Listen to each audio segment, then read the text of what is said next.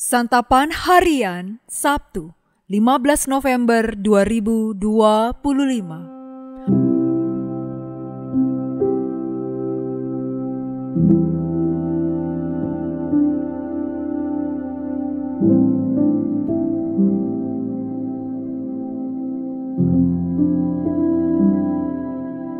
Inilah program Santapan Harian, sebuah program yang mengajak Anda menelusuri isi Alkitab, agar Anda menemukan makna firman Tuhan sesuai dengan konteksnya. Santapan Harian tertuju bagi Anda yang ingin memiliki kehidupan rohani yang segar, kuat, dan sigap. Hari ini kita akan membaca Ulangan pasalnya yang kelima, ayat pertama hingga ayatnya yang ke-22. Namun sebelumnya, mari kita berdoa. Berfirmanlah ya Allah bagi kami saat ini, karena setiap perkataan-Mu senantiasa kami simpan dalam hati dan mengalir dalam darah kami. Sehingga Engkau memampukan kami untuk melakukan segala kehendak di dalam sabda-Mu. Di dalam nama Yesus Kristus kami memohon.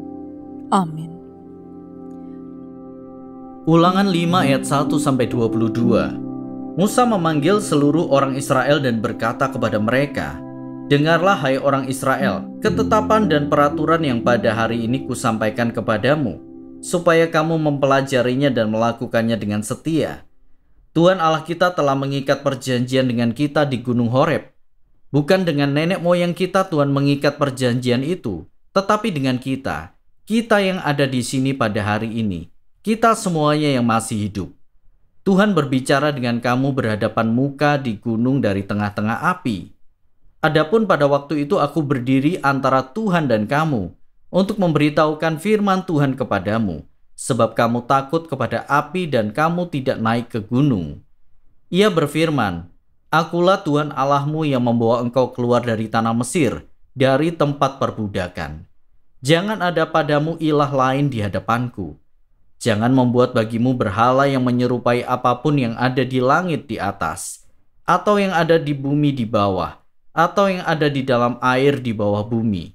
Jangan sujud menyembahnya atau beribadah kepadanya, sebab aku, Tuhan Allahmu, adalah Allah yang cemburu, yang membalas kesalahan bapa kepada anak-anaknya sampai kepada keturunan ketiga dan keempat dari orang-orang yang membenci aku. Tetapi aku menunjukkan kasih setia kepada beribu-ribu keturunan, kepada mereka yang mengasihi aku dan berpegang pada perintah-perintahku. Jangan menyebut nama Tuhan Allahmu untuk disalahgunakan, sebab Tuhan akan memandang bersalah orang yang menyalahgunakan namanya. Pelihara dan kuduskanlah hari Sabat seperti yang diperintahkan kepadamu oleh Tuhan Allahmu.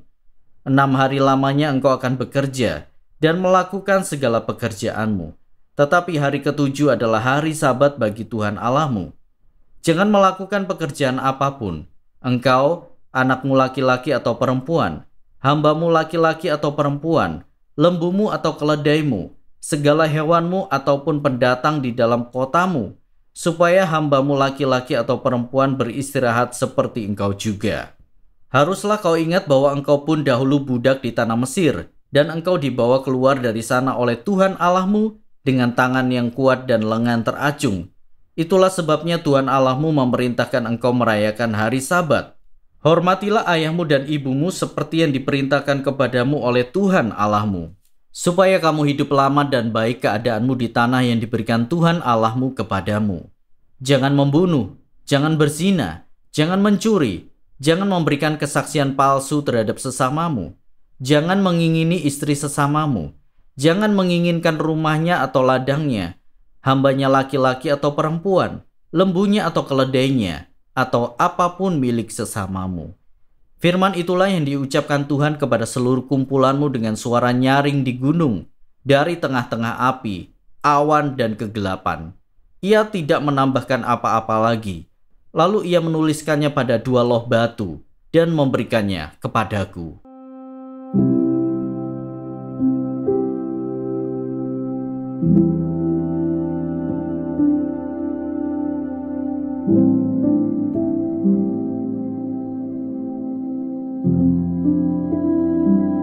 Sahabat Santapan Harian, dalam 10 hukum, penerapan hukum Sabat dikaitkan dengan penciptaan.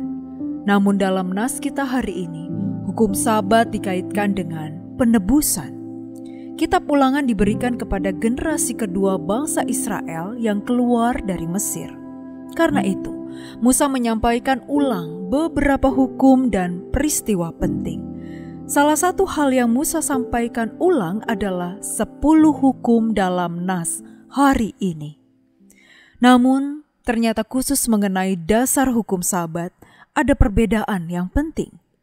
Dalam Keluaran, dasar hukum Sabat dinyatakan seperti ini. Sebab 6 hari lamanya Tuhan menjadikan langit dan bumi, laut dan segala isinya, dan ia berhenti pada hari ke-7. Itulah sebabnya Tuhan memberkati hari Sabat dan menguduskannya. Namun dalam kitab Ulangan dikatakan, haruslah kau ingat bahwa engkau pun dahulu budak di tanah Mesir, dan engkau dibawa keluar dari sana oleh Tuhan Allahmu dengan tangan yang kuat dan lengan terancung.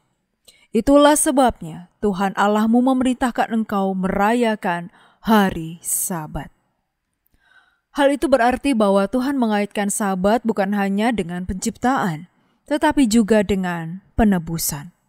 Hal itu juga menjadi alasan mendasar pemaknaan hari Sabat setelah kebangkitan Yesus, yaitu diubah dari hari ke-7 menjadi hari pertama.